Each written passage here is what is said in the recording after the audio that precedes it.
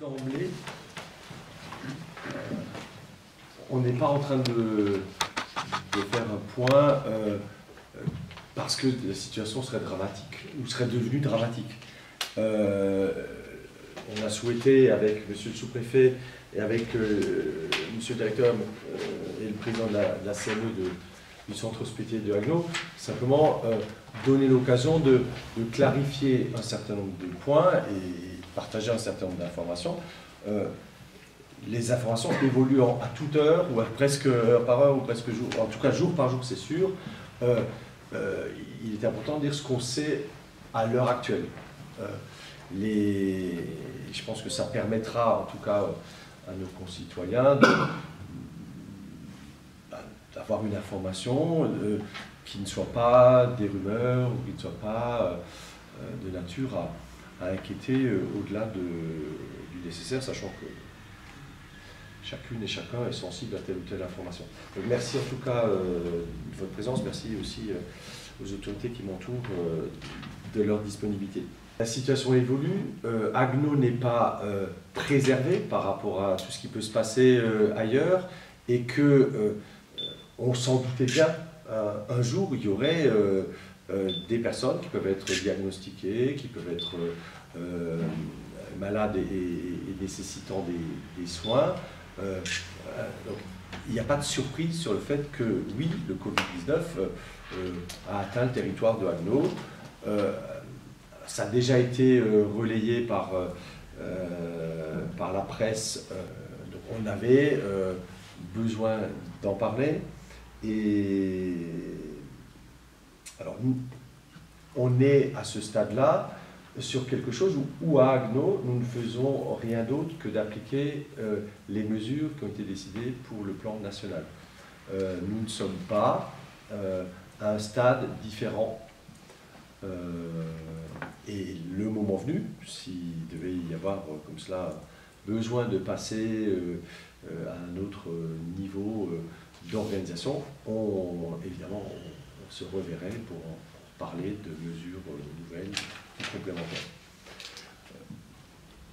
Je vais juste commenter un point précis, puisque d'emblée, ça permet de caler les choses. Le seuil des 1000 personnes qui concerne donc des manifestations de toute nature à Haguenau, ce seuil-là est effectivement celui qui s'applique. Alors, dans les prochaines semaines, il y a 3 manifestations qui seront donc supprimées. Alors, 2 qui sont en organisation directe de la ville, ce sont les 2 matinées de cross scolaire organisées avec l'Éducation nationale. Et la 3e, qui est une organisation que nous soutenons, mais menée par le club d'athlétisme, c'est la Color Spring, c'est-à-dire une compétition, une manifestation sportive là aussi, dans une ambiance très particulière, très fun. Et le club d'athlétisme a eu l'occasion d'en parler, ils le communiqueront peut-être plus solennellement ou plus formellement, puisque ce sont eux les organisateurs. En tout cas, cette manifestation-là est également annulée, même si le reste des manifestations du Centre Spring, lui, reste d'actualité et n'est pas concerné. Tout d'abord, à l'heure actuelle, alors après tout peut évoluer, parce qu'un virus est évolutif, mais Haguenau n'a pas plus de raison d'être l'épicentre qu'un autre endroit. Ça ne veut pas dire que demain, les choses ne vont pas évoluer, je le dis bien. Et voilà, pour l'instant, ça c'est la première chose. La deuxième chose, ce que je voulais dire aussi, c'est qu'à la fois moi-même, mais aussi monsieur le maire, sommes en contact plusieurs fois par jour avec l'ARS, pour avoir effectivement les évolutions, on fait des audioconférences, où on échange d'ailleurs très librement.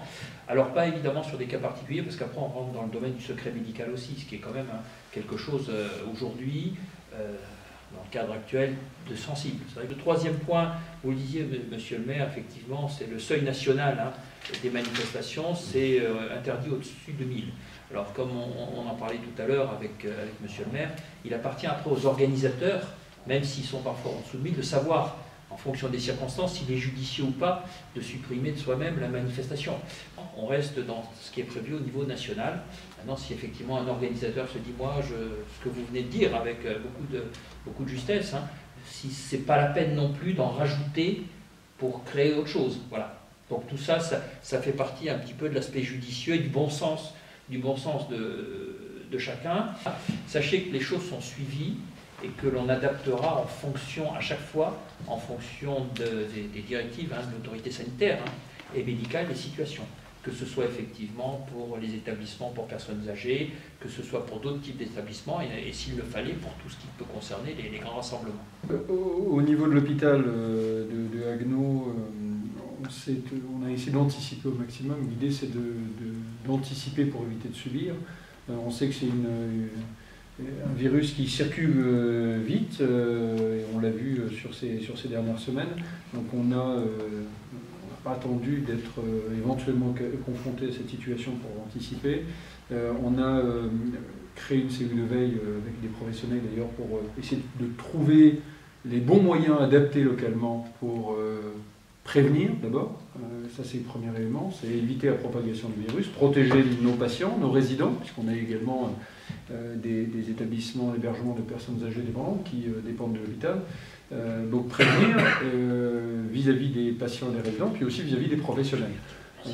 On a des équipements de protection individuelle. Voilà. On a, nous, essayé en tout cas de protéger les professionnels. On a par exemple, depuis hier déjà, restreint, limité totalement les accès à l'EHPAD pour la bonne et simple raison que c'est un public qu'on sait qui est particulièrement fragilisé.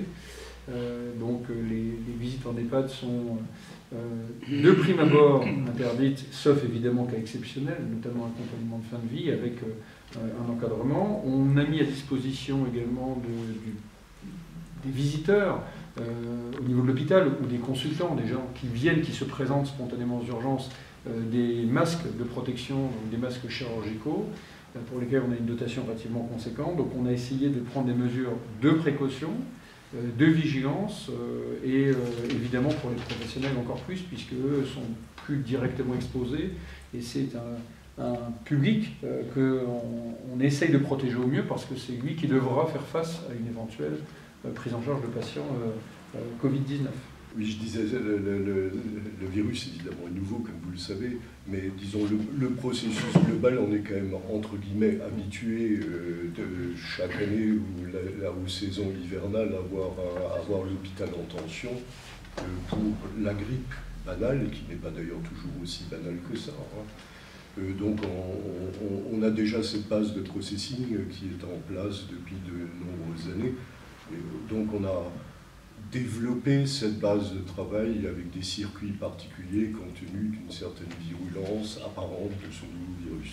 Alors, au titre des mesures de précaution, de prévention, je voudrais vous dire également que nous allons réactiver un dispositif que nous avions appelé dispositif canicule, ou dispositif grand froid, et qui est un dispositif voulu, soutenu par la direction des solidarités et Mireille Lac, notre élu en charge de ces questions-là, pour prendre régulièrement des nouvelles des personnes qui seraient isolées, hein, c'est des personnes âgées, isolées, sans soutien direct, et de dire qu'on relance ce dispositif dans cette condition un peu particulière, mais uniquement dans la version par téléphone. Alors, en tout cas, si d'aventure, du coup, il y a des personnes qui souhaitaient se rajouter sur cette liste, hein, parce que c'est une liste évolutive elle aussi, il ne faut pas hésiter, et pour cela il suffit d'appeler notre centre communal d'action sociale, le CCAS. Est confirmé.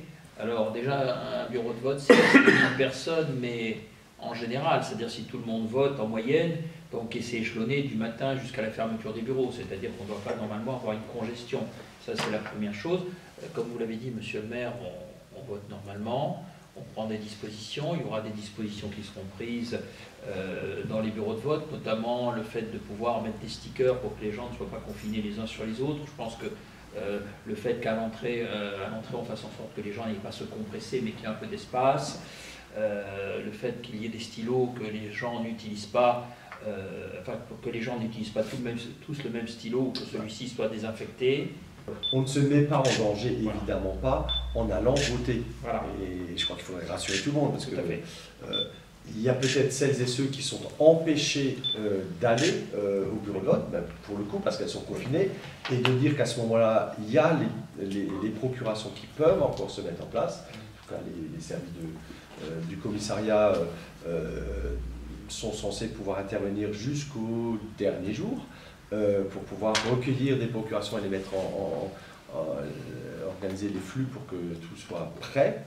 On adapte le processus tous les jours, aussi bien sur les manières de prendre les patients en charge que la volumétrie qu'on doit donner, que voilà. En fait, on a une sorte de gradation de prise en charge. C'est-à-dire qu'on a d'abord des patients qui se présentent aux urgences, qui sont amenés aux urgences, par exemple via le domicile, donc avec les pompiers, via une structure, un établissement médico-social.